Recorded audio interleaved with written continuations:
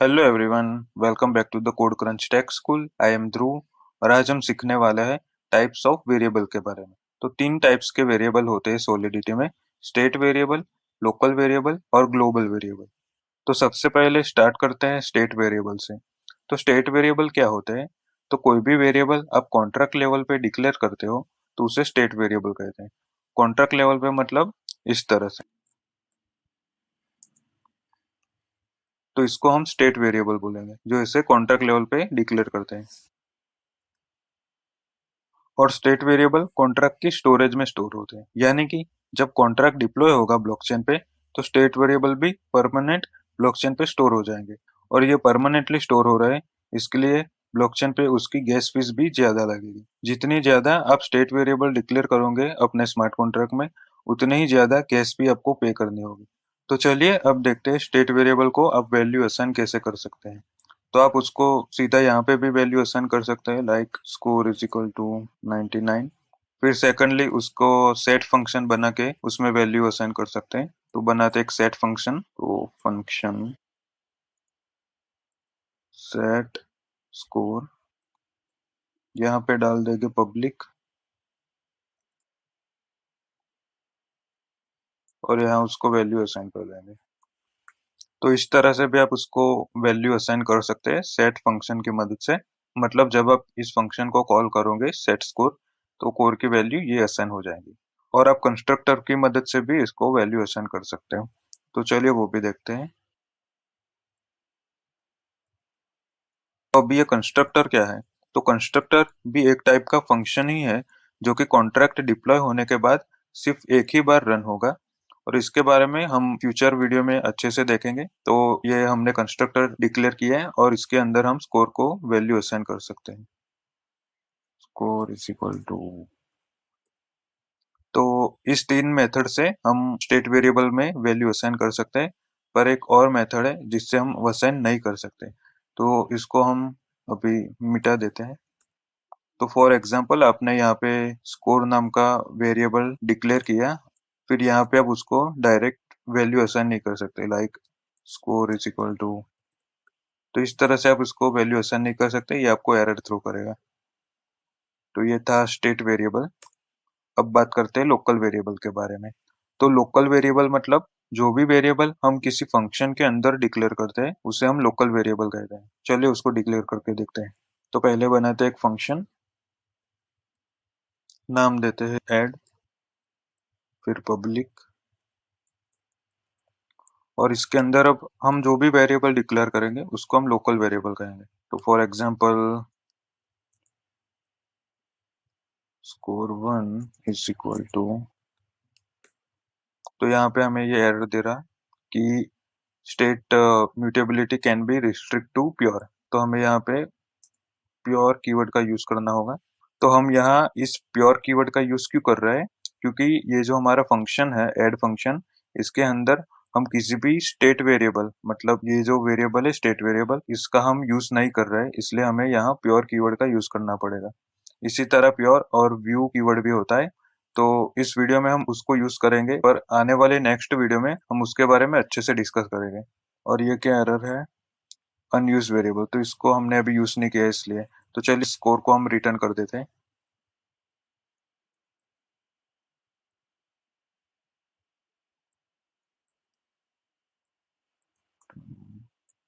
Score 1, तो अभी हो गया अच्छे से कंपाइल। तो ये हो गया हमारा लोकल वेरिएबल। तो लोकल वेरिएबल टेम्पररी मेमोरी में स्टोर होता है, इसलिए उसको गैस फीस की कोई रिक्वायरमेंट नहीं होती।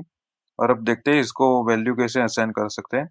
तो फर्स्ट तो हमने यहाँ पे डिक्लेयर किया, तभी वैल्यू असाइन कर सकते हैं, और बाद में भी इसको असाइन कर सकते हैं, लाइक तो इस तरह से भी उसको वैल्यू असाइन कर सकते हैं। और इस वेरिएबल की विजिबिलिटी सिर्फ इस फंक्शन तक ही लिमिटेड रहेगी।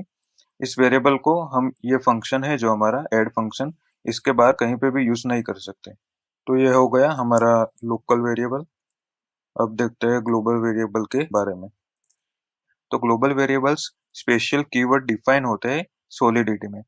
तो इसे हमें स्टेट वेरिएबल यह लोकल वेरिएबल की तरह डिफाइन नहीं करना होता, वो ऑलरेडी डिफाइन ही है, हमें सिर्फ उसको यूज करना है। तो यह है पूरी लिस्ट ग्लोबल वेरिएबल्स की, पर अभी मैं आपको जो सबसे ज्यादा यूज होते हैं उसके बारे में ही बताऊंगा, और इसकी लिंक मैंने डिस्क्रिप्शन में दी हुई है, तो आप वहां से इसको एक बार चेक कर लेना। तो फर्स्ट हम देखेंगे ब्लॉक डॉट चेन आईडी के बारे में, जो कि करंट ब्लॉकचेन की आईडी रिटर्न करता है। फॉर एग्जांपल, हम रिमिक्स आईडी में किसी कॉन्ट्रैक्ट से इंटरेक्ट कर रहे हैं और वो कॉन्ट्रैक्ट किस ब्लॉकचेन पे है ये जानना हो, तो ब्लॉक डॉट चेन आईडी की मदद से हम पता लगा सकते हैं। तो चलिए देखते हैं रिमिक्स में। तो यहाँ बना लेता हूँ एक function get chain ID public view, और वो रिटर्न क्या करेगा, चेन आईडी मतलब इंटीजर। तो यहाँ पे हम लिखेंगे int return block dot chain ID. तो जैसा मैंने आपको पहले यहाँ बताया कि मैंने प्योर कीवर्ड का यूज किया और यहाँ पे व्यू का यूज किया। तो व्यू कीवर्ड हम क्यों यूज करते हैं, तो ये जो हमारा फंक्शन है गेट चेन आईडी, इसके अंदर हम ब्लॉक डॉट चेन आईडी जो कि ग्लोबल वेरिएबल है उसका यूज कर रहे हैं, इसलिए हमें व्यू कीवर्ड का यूज करना पड़ता है। इसके बारे में हम नेक्स्ट एपिसोड में अच्छे से देखेंगे। तो चलिए अब इस कॉन्ट्रैक्ट को डिप्लॉय करते हैं और देखते हैं कि कौन सी चेन आईडी है। इसको करते हैं डिलीट, डिप्लॉय।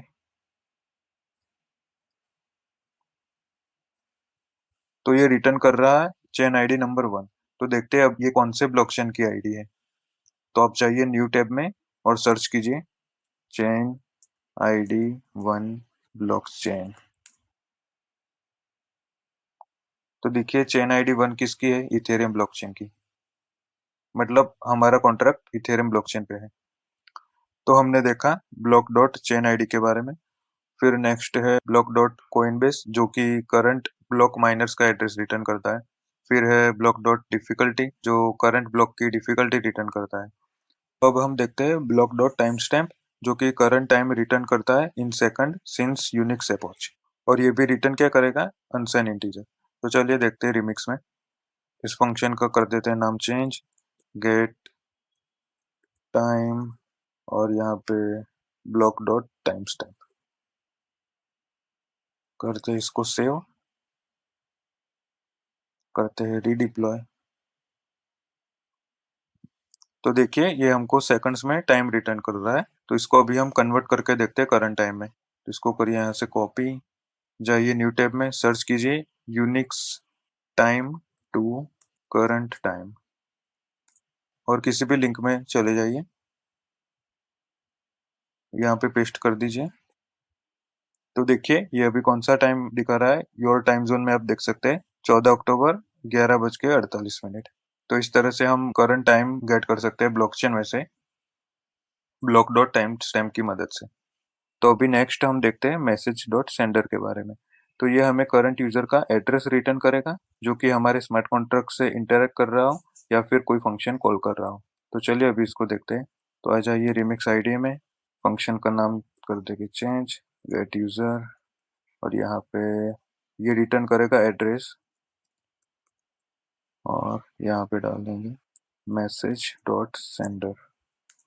तो अभी आप देखिए कि यहाँ पे मेरा कौन सा एड्रेस सिलेक्टेड है, C4 वाला। तो अभी मैं एड्रेस चेंज कर देता हूँ, एड्रेस सिलेक्ट कर लेता हूँ 78 वाला लास्ट में।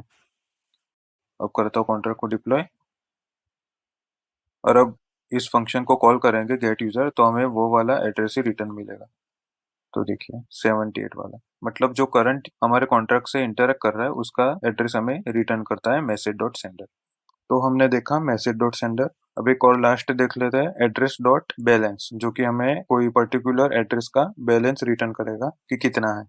तो ये फंक्शन है, इसका नाम चेंज कर देते हैं गेट बैलेंस, और वो बैलेंस रिटर्न करेगा तो वो इंटीजर में करेगा, तो अनसाइन इंटीजर।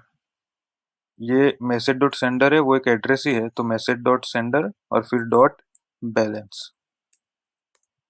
तो अभी करते हैं इस वाले को डिलीट, करते हैं डिप्लॉय फिर से, और कॉल करते हैं गेट बैलेंस।